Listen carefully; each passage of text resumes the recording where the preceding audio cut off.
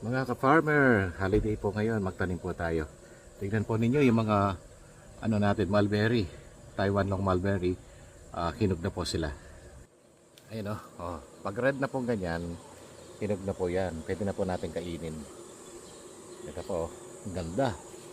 Ang dami Ayan, kuha po tayo. Ito po.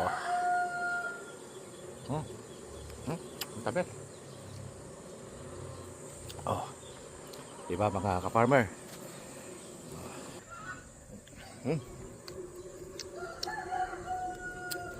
Ang tamis niya mga ka-farmer. Ang init. Kaya magtanim po tayo mga ka-farmer. Taiwan long mulberry. God bless. Paki-like po pala. Like and share. Thank you.